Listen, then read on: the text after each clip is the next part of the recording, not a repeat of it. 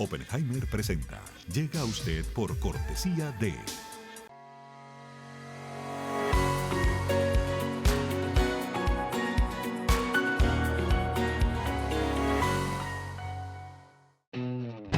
UAD es más que una universidad. Es vivir una experiencia única de aprendizaje. Es tu tiempo de vivir. UAD Experience.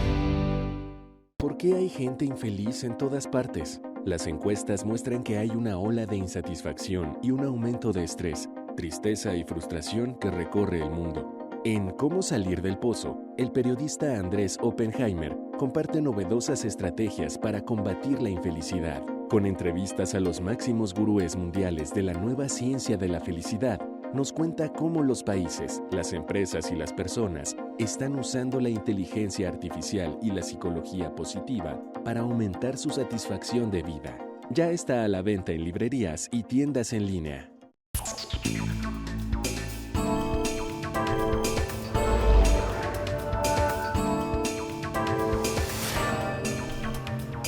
Hola, ¿qué tal? ¿Cómo les va? Soy Andrés Oppenheimer. Gracias por estar con nosotros.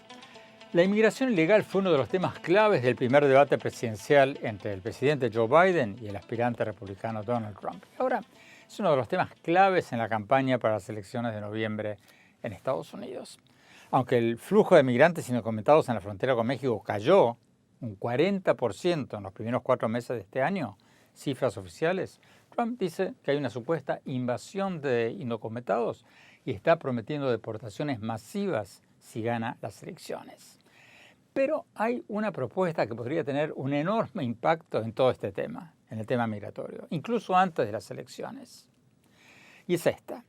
El presidente entrante de Panamá, José Raúl Mulino, ha dicho que se propone cerrar el corredor de la selva de Darién en la frontera de Panamá con Colombia, que es una de las principales rutas de tránsito de los migrantes de Venezuela, Cuba y Haití y otros países hacia México y hacia la frontera con Estados Unidos. Pero, ¿cómo piensa cerrar la frontera, frenar la entrada de migrantes en esa zona selvática el nuevo presidente de Panamá y mandar a los indocumentados de regreso a sus países? Hoy vamos a tener con nosotros precisamente al presidente entrante de Panamá, José Raúl Mulino. Le vamos a preguntar sobre todo esto y varios otros temas porque Panamá va a asumir en enero una banca en el Consejo de Seguridad de las Naciones Unidas. Lo va a hacer en representación de toda América Latina y por lo tanto va a tener mucho que decir en temas internacionales, temas como la situación de Venezuela, la invasión rusa a Ucrania, el conflicto entre Israel y el grupo terrorista Hamas y varios otros temas. Vamos a la entrevista. Presidente Mulino, gracias por estar con nosotros. Usted dijo durante la campaña, como mencionabas recién, que quiere cerrar la frontera de Darién. Pero ¿cómo piensa hacerlo? ¿Cómo piensa cerrar esa frontera con Colombia cuando todos sabemos que es una zona selvática, inhóspita, con poquísima presencia del Estado? Muchas gracias, Andrés, por esta entrevista. En primer lugar, me place volverte a saludar después de tantos años. Y sí, yo he definido ese cierre que sí, en efecto, he mencionado como un tema un poquito más filosófico que real, porque una muralla no voy a hacer ni una cerca tampoco. Evidentemente, en semejante selva que conozco muy, muy bien, porque por 5 años fui ministro de Seguridad y Darién era un problema en otra dimensión, en aquel tiempo con la FARC y hoy día con un problema de migrantes, a razón más o menos de 1.200 por día. O sea, eso te da a ti una dimensión del problema que tenemos allí. Estoy planteando una posibilidad bastante cercana a lograr un acuerdo con los Estados Unidos para cooperar con Panamá en el proceso de repatriación debidamente verificado y vigilado por los organismos de derechos humanos como ACNUR, como la Organización Internacional de Migración, la CIDH, lo que tenga que ver con derechos humanos. ¿Cuánto dinero le representa este problema a Panamá? El estar lidiando con este problema todos los días le cuesta a Panamá cerca de 100 millones de dólares de nuestro presupuesto al año. Bueno, pero ese plan de repatriación, presidente, ¿hasta qué punto puede ser efectivo? Porque hagamos los números. Usted decía recién que cruzan unas 1.200 personas por día la selva de Darién. Si ustedes mandaran un vuelo diario de regreso de los indocumentados a sus países, estarían mandando a 120, 200 personas, o sea, estaríamos hablando de un 10% del total o algo así. Serían varios vuelos. La logística, por supuesto, no la puedo explicar en este momento, porque sería parte del acuerdo que quiero llegar para hacerlo efectivo. Pero te digo algo, el mensaje que yo creo, y por eso el concepto de filosófico, ¿no? El mensaje que yo tengo aquí es que después que despegue el cuarto, el quinto avión hacia Colombia o Venezuela, lo van a pegar 2 veces. A tratar 21 o 22 días las selva expuestos a toda suerte de problemas y a la muerte pueden encontrar ahí. Lo importante de esto es que comenzamos a encontrar ya una solución a un problema que nos está afectando muchísimo en términos económicos, en términos de salud pública, en términos de adaptación ecológica, porque ya no es una trocha, ahí debe haber ya una carretera abierta, y sobre todo un problema de inseguridad muy, muy grande por el tema de narcotráfico, la influencia que están teniendo pandillas organizadas tanto de Colombia como México, y ahora cooperando Panamá está hoy en los medios, perdón, pandillas importantes de Panamá definitivamente encuentran en esa el negocio ideal pues para lucrar tristemente con la vida humana, pero en función también de su negocio de drogas, que es una situación que está sucediendo ahí, pagando tránsitos con tráfico de droga en mochilas, como pasaba antes, pero en muy menor escala, ¿no? Así que esa es la idea que tengo y esa es la idea que estamos echando hacia adelante, y espero tener, pues, acuérdense una cosa, la frontera de los Estados Unidos no es Texas. La frontera hoy de los Estados Unidos es Darién, en Panamá. Esa es una verdad que no podemos ocultar. Yo no sé si de Honduras o de Guatemala o de El Salvador arranca gente a caminar para Estados Unidos.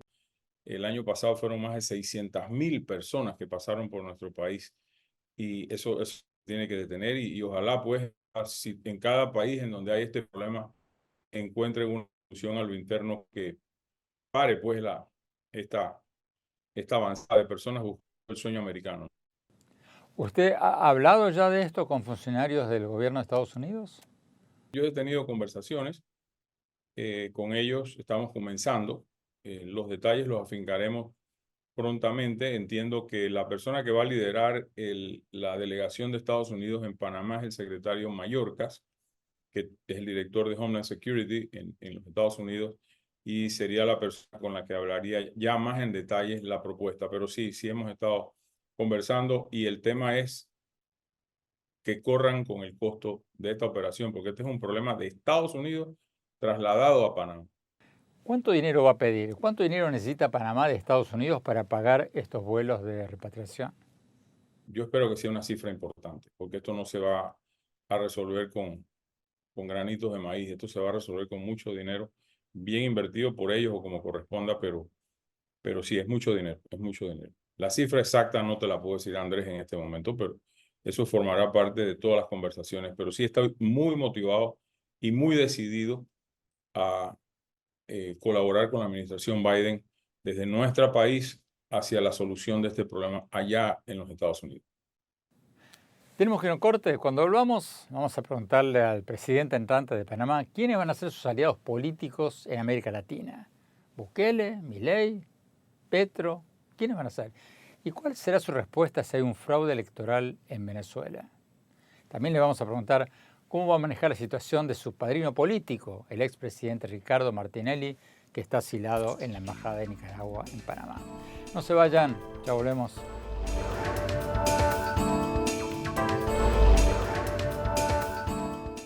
Gracias por seguir con nosotros. Estamos hablando con el presidente entrante de Panamá, José Raúl Mulino. Él ha dicho que va a cerrar el flujo de migrantes indocumentados por la selva de Darién, en la frontera entre Panamá y Colombia, por donde el año pasado cruzaron más de 500.000 migrantes de Venezuela, Cuba y otros países rumbo a México y la frontera con Estados Unidos.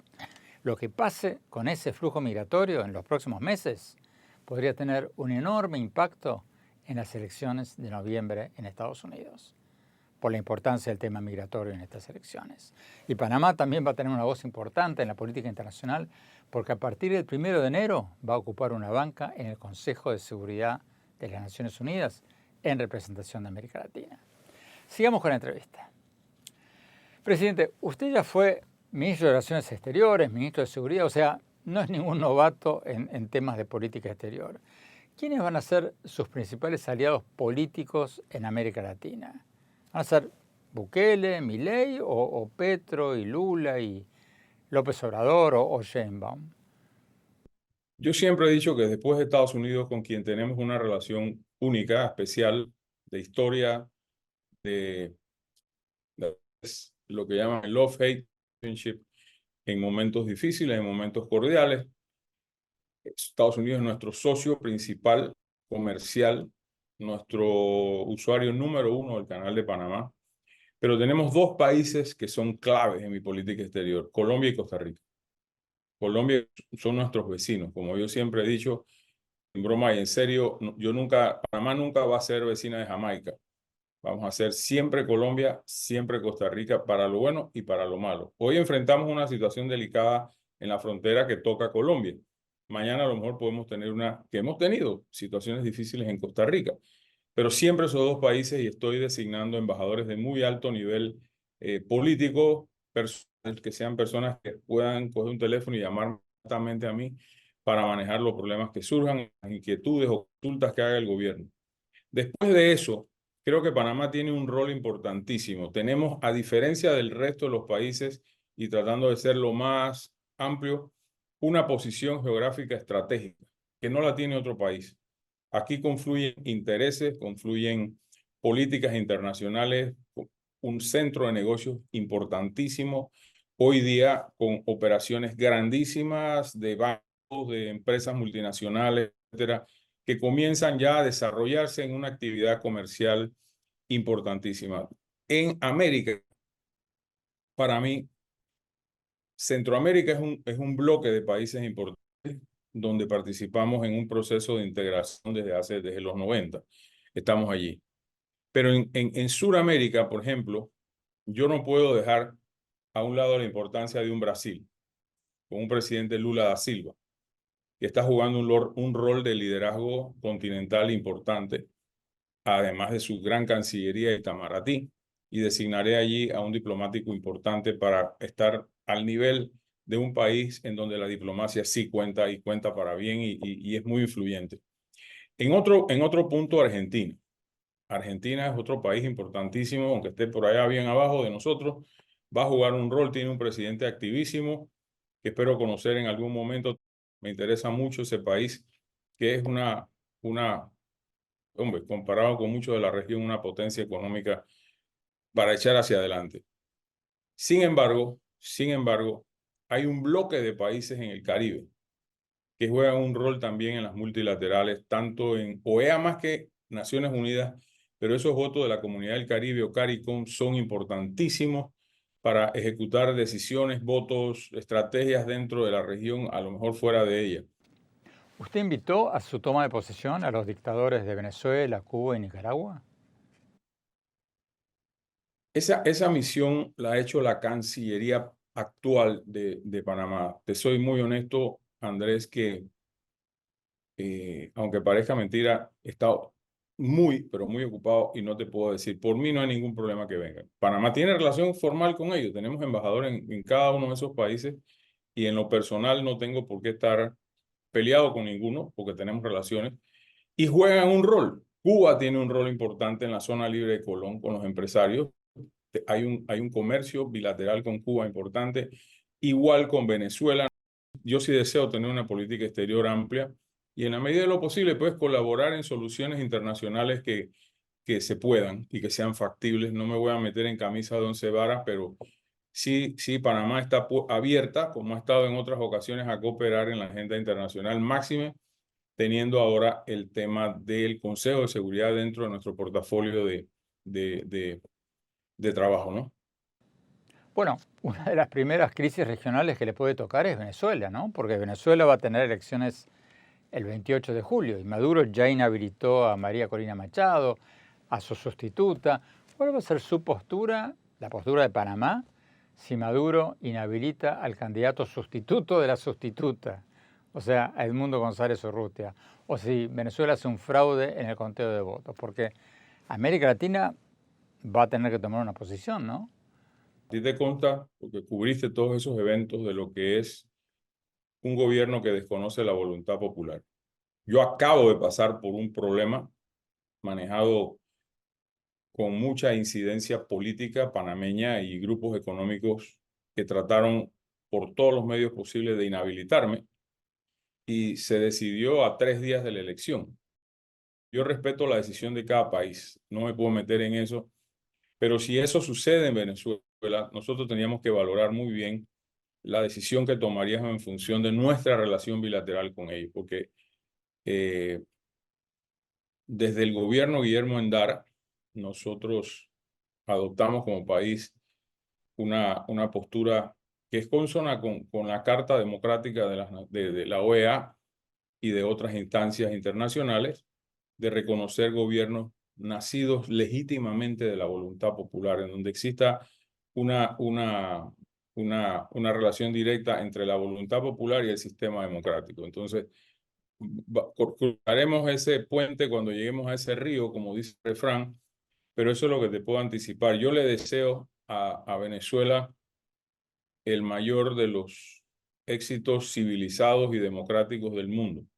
Me une a mucha gente en Venezuela, amistades importantes dentro del, por supuesto, dentro del grupo opositor actual, y han venido de tumbo en tumbo, pues viviendo en los últimos años difíciles, dificilísimos en materia de su política interna, y ojalá el gobierno actual prevea esa realidad y tome en cuenta los efectos que puede tener una decisión adversa a lo que es el respeto a la democracia y a la voluntad popular del pueblo en esa elección del próximo mes de julio, ¿no? Si lo entendí bien, usted está diciendo que si hubiera un fraude electoral en Venezuela, usted se uniría a los países que no reconocerían a un gobierno resultante de un fraude electoral. Efectivamente, eso no cabe la menor duda que tendríamos que actuar en concordancia con eso. Así que digo, yo no puedo hacer otra cosa, aunque me preocupe y me duela, pues, pero no podemos tener dos discursos en un tema tan delicado como este. Tenemos que ir a un corte. Cuando volvamos, vamos a seguir hablando con el presidente entrante de Panamá, José Raúl Mulino. Vamos a seguir hablando de política internacional y le vamos a preguntar qué hará si su padrino político, el expresidente Ricardo Martinelli, sale de la Embajada de Nicaragua, donde está asilado, y se va a su casa, o lo va a visitar el Palacio Presidencial. ¿Pediría que lo arresten? ¿O no? No se vayan, ya volvemos.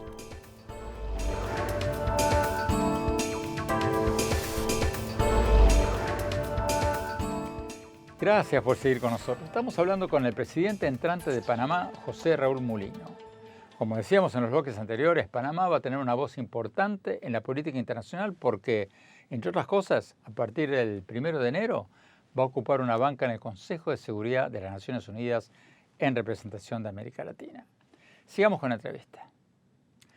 Presidente, Panamá ha sido muchas veces en su historia un país anfitrión, un país que ha ofrecido asilo a jefes de Estado para tratar de resolver crisis políticas, ¿no? Ustedes recibieron al Shah de Persia, a Raúl Cedrás de Haití, a Abdalá Bucaram de Ecuador y a varios otros. ¿Usted estaría dispuesto a jugar un rol parecido con Maduro y su entorno si hubiera una negociación política para resolver la crisis venezolana? Yo creo que sí. Yo creo que quizás, y lo digo muy en borrador, yo no he pensado porque esa realidad no se ha planteado, y siempre he sido muy cauteloso en especular en materia de política exterior. Te digo que sí, quizás en una transición hacia un tercer país, pero si Panamá puede colaborar para calmar una situación en cualquier nación, que no tiene que ser nada más Venezuela, yo creo que estaremos dispuestos a colaborar genuinamente con la causa, siempre que esté liderada, por supuesto, por organizaciones internacionales como OEA, Naciones Unidas, o grupo de amigables componedores, como existe hoy en los expresidentes iberoamericanos que forman parte de este grupo, creo que se llama IDEA, ¿no? Y cualquier otra gestión, yo creo que Panamá puede hacerlo, y no me restaría como mandatario de una nación democrática en ayudar a que se fortalezca la democracia en otro país. Panamá, como usted mencionaba recién, va a asumir muy pronto una banca en el Consejo de Seguridad de la ONU. ¿Cuál va a ser la postura de Panamá respecto de Israel y Ucrania? Respecto de esta última, seguimos en una postura de condena con todo lo que ha pasado en la invasión rusa en Ucrania. Eso no se puede permitir y espero y confío que en instancias correspondientes de mucho más nivel que la región nuestra se pueda llegar a un entendimiento entre Rusia y Ucrania que pacifique lo que está sucediendo ahí, que no es bonito, no es agradable, es inhumano en medio de un desbalance de fuerzas, pues a ojos vista muy grande. Por otro lado, aparte de que atacar a un país pues conlleva consecuencias jurídico-políticas en la esfera internacional que hay que tomar en cuenta y valorar mucho. En el tema de Israel, Panamá ha sido neutral siempre y no vamos a cambiar esa postura en función de lo que pueda suceder en este momento con el conflicto palestino-israelí. Somos conscientes de la realidad, no de ahora. Panamá ha sido, creo que fue el segundo país que reconoció el Estado de Israel en los años 40 y 48. Hemos mantenido con ellos una buena relación. Yo tuve una conversación hace 2 semanas con el primer ministro Netanyahu, que pues aprecia y agradece la postura de Panamá. Nosotros tenemos en Panamá una comunidad judía muy grande, poderosa en términos económicos y comerciales, que juega un rol no solamente como comunidad judía en Panamá, sino en otros niveles como los Estados Unidos, etcétera, y son muy importantes y tenemos que colaborar en eso. Aparte de que, lo digo sin que eso sea un conflicto de interés, mi esposa es judía, mitad judía, mis hijos son 25% sangre judía, sería un poco difícil, ¿no? Pero nuestra amistad es con Israel en este momento, sin duda alguna. ¿Cómo piensa combatir el problema del narcotráfico y las pandillas, ¿no? Porque en los últimos años aumentó la delincuencia y el crimen organizado en Panamá. ¿Va a pedir ayuda a Estados Unidos o va a seguir el modelo de Bukele en El Salvador o qué hará? Mira, Andrés, de cuando yo dejé el Ministerio de Seguridad, ahora las dimensiones del narcotráfico son N veces mayores. Las incautaciones hablan por sí solas.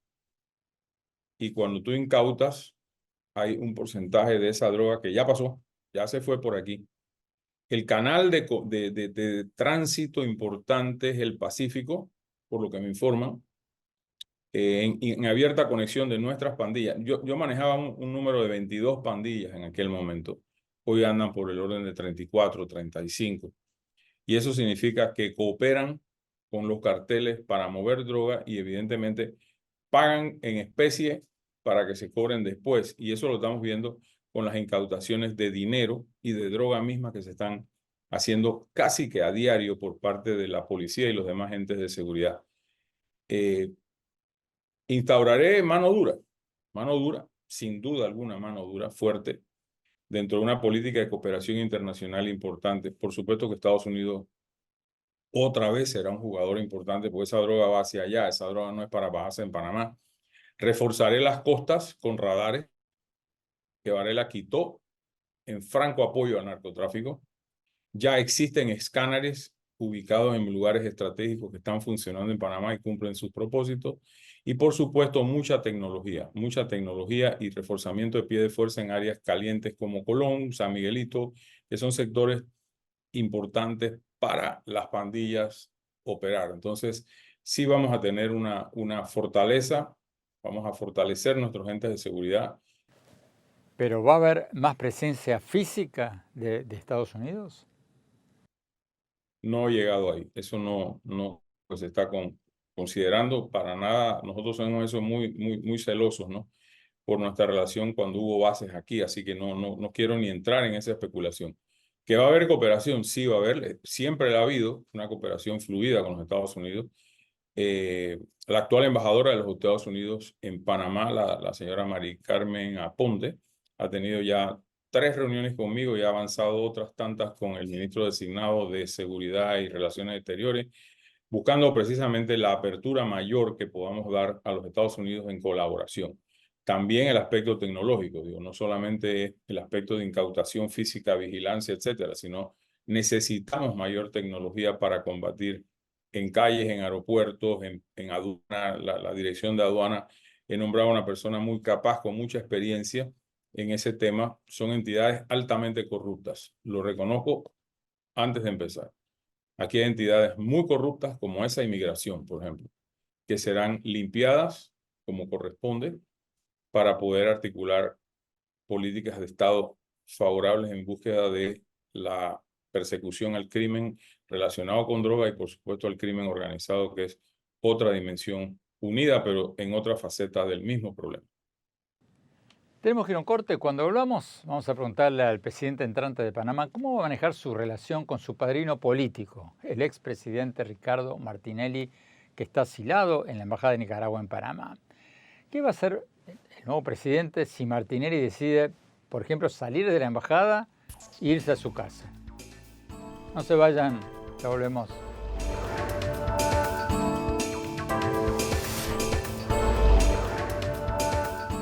Gracias por seguir con nosotros. Seguimos hablando con el presidente entrante de Panamá, José Raúl Mulino. Antes de terminar esta entrevista, quiero preguntarle sobre una de las principales papas calientes que tiene en su país. ¿Cómo va a manejar su relación con el expresidente Ricardo Martinelli, que está asilado en la Embajada de Nicaragua tras ser condenado por lavado de dinero en Panamá? Martinelli ha sido el padrino político del presidente entrante, de Mulino. Lo nombró Mulino como candidato sustituto. En la campaña decían, Mulino es Martinelli y Martinelli es Mulino. Entonces, ¿cuánto poder va a tener el expresidente en el nuevo gobierno? Sigamos con la entrevista. Presidente, usted hizo campaña como el candidato de Martinelli. Entonces, la gran pregunta, y usted ha dicho en varias entrevistas que no va a ser un títere de él, que usted no va a ser un títere de nadie. Pero ¿qué pasa si Martinelli se va de la Embajada de Nicaragua y, por ejemplo, se va a su toma de posesión o a visitarlo al Palacio Presidencial o a su casa? ¿Qué haría usted? ¿Lo mandaría a arrestar como prófugo de la justicia o qué haría? Yo no niego mi amistad con Martinelli, pero esa amistad llega donde empieza el cumplimiento de la ley. Que quede muy claro. O sea, yo no toleraría eso porque sería irrespetar un Estado de Derecho. Bueno, déjeme hacerle la misma pregunta desde otro lado. Usted ha dicho en la campaña que lo va a ayudar a Martinelli. Dentro de los parámetros que la ley. Bueno, tengo entendido, obviamente no soy ningún experto en la ley panameña, pero tengo entendido que la ley panameña le permitiría a usted como presidente darle un salvoconducto a Nicaragua o bajarle la condena o darle un arresto domiciliario. ¿Qué va a hacer? Esa es una decisión que tiene que pasar por instancias. Primero, el salvoconducto sí es una decisión de Cancillería en función de la convención que regula el asilo diplomático, que es la que toca en este momento observar como legislación internacional que se asume como parte de nuestra legislación interna, sin duda alguna. El otro tema de depósito domiciliario o rebaja de pena tendría que colaborarse con el órgano judicial en función de lo que corresponda. He pedido ya una reunión con el ánimo que explique en qué situación están los procesos. Entiendo que se está iniciando un proceso de revisión del caso que lo tiene en la Embajada de Nicaragua, asilado.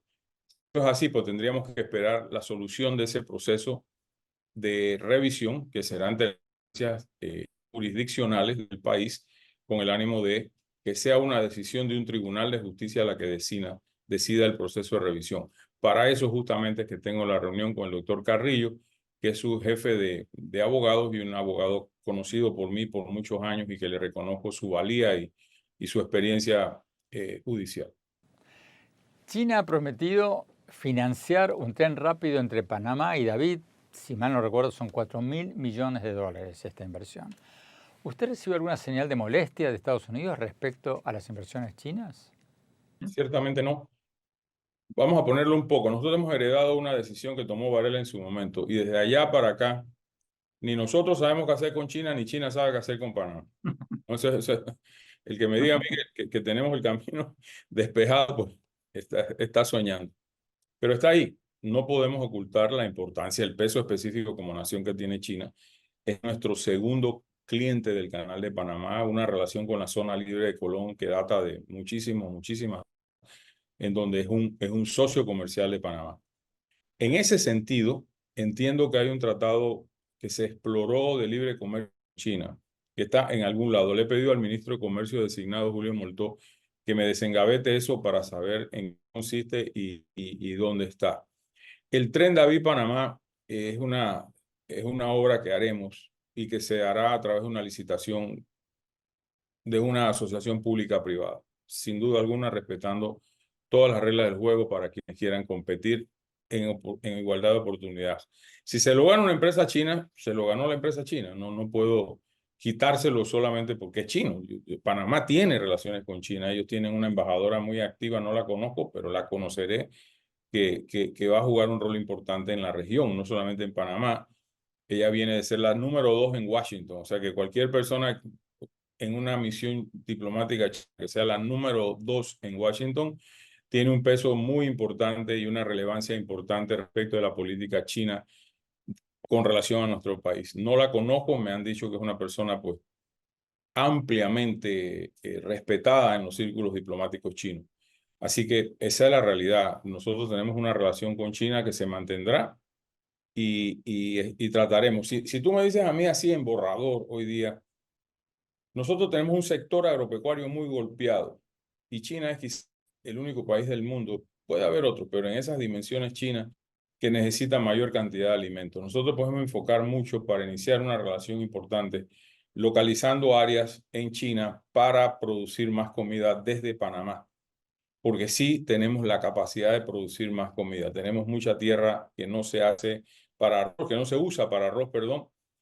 Nosotros producimos el 20% del arroz que nos comemos los panameños. Eso significa ese 20% de ser dos calles en cualquier ciudad de China, ¿no?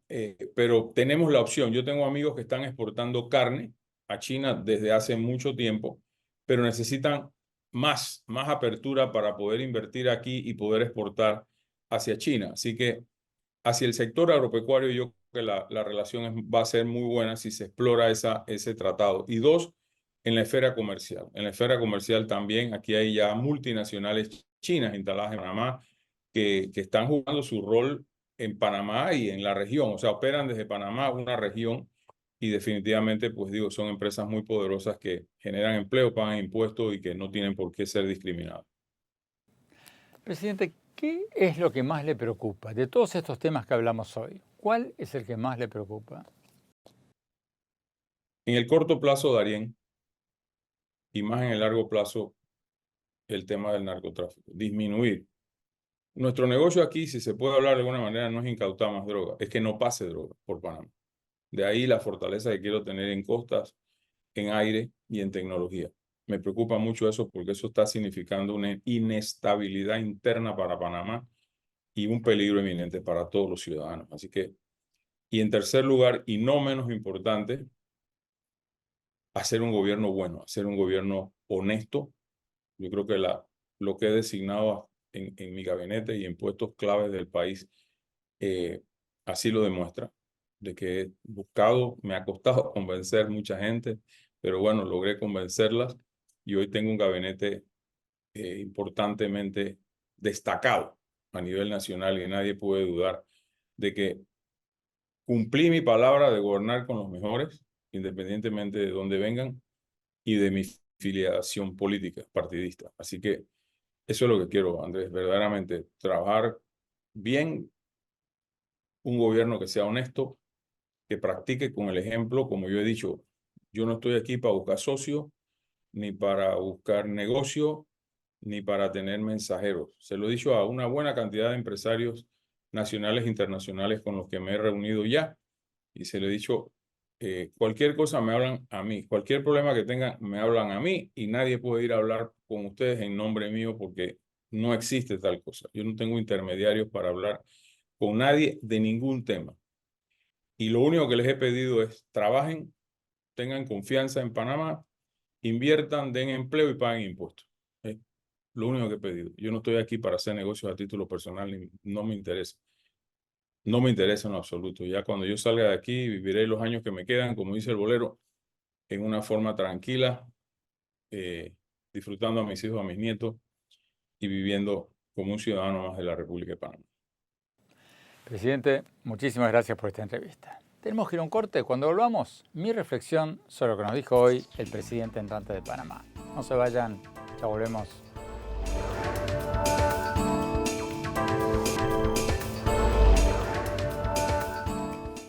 Gracias por seguir con nosotros. Me pareció súper interesante lo que nos dijo en la entrevista de hoy el presidente entrante de Panamá, José Raúl Mulino, sobre su propuesta de detener y repatriar a los migrantes indocumentados de Venezuela, Cuba, Haití y otros países que están cruzando la selva de Darién en la frontera de Panamá con Colombia.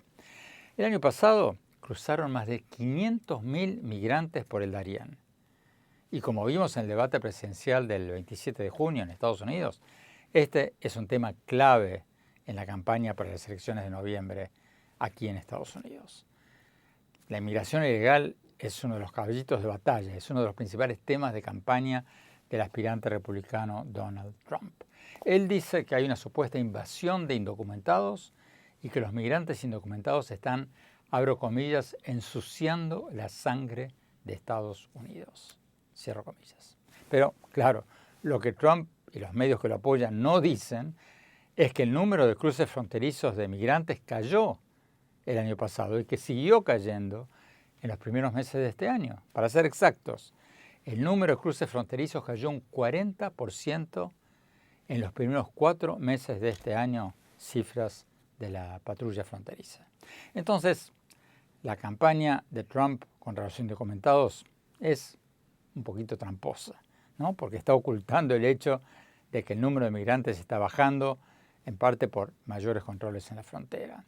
¿Por qué insiste Trump con este tema? Bueno, quizás porque le dio resultado en la campaña electoral del 2016 o porque para muchos ya no resulta creíble su afirmación de que hay una crisis económica terrible en Estados Unidos, porque la economía está creciendo más que en otros países industrializados, el desempleo está cerca de su nivel más bajo en 50 años y la bolsa de Wall Street acaba de llegar a su máximo histórico. De manera que quizás a falta de otros temas, el miedo a los migrantes puede ser uno de los temas más efectivos de la campaña de Trump. Pero dicho esto, la propuesta del presidente entrante de Panamá de ofrecer vuelos de repatriación de migrantes desde Panamá no es nada descabellada. Estados Unidos ya está pagando un dineral en vuelos de repatriación de migrantes indocumentados desde Miami o de Los Ángeles o Nueva York.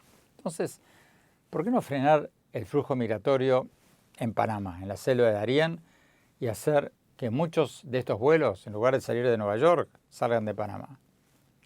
Se ahorrarían muchas tragedias humanas de gente que se está muriendo cruzando la selva de Darién o está siendo abusada por traficantes de personas.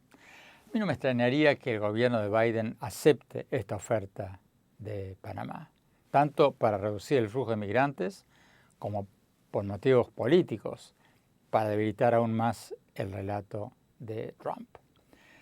La gran pregunta es cuán rápido se puede hacer esto y si va a ser a tiempo para tener un impacto en las elecciones de noviembre en Estados Unidos. Esa es la gran pregunta. Bueno, se nos acabó el tiempo. Los invito a visitar mi blog en el sitio de internet andresopenheimer.com. Visítenme en mis redes sociales, en X, en mi página de Facebook, en mi cuenta de Instagram, que está creciendo mucho. Y no se pierdan mi nuevo libro, Cómo salir del pozo, sobre cómo combatir el atraso económico, el populismo y aumentar nuestra felicidad. Gracias, hasta la semana próxima.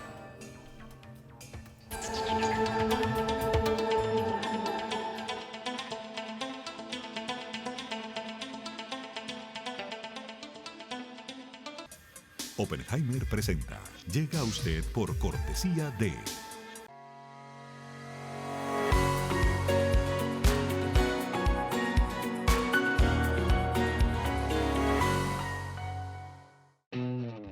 UAD es más que una universidad, es vivir una experiencia única de aprendizaje. Es tu tiempo de vivir. UAD Experience. ¿Por qué hay gente infeliz en todas partes? Las encuestas muestran que hay una ola de insatisfacción y un aumento de estrés, tristeza y frustración que recorre el mundo. En Cómo salir del pozo, el periodista Andrés Oppenheimer comparte novedosas estrategias para combatir la infelicidad, Con entrevistas a los máximos gurúes mundiales de la nueva ciencia de la felicidad, nos cuenta cómo los países, las empresas y las personas están usando la inteligencia artificial y la psicología positiva para aumentar su satisfacción de vida. Ya está a la venta en librerías y tiendas en línea.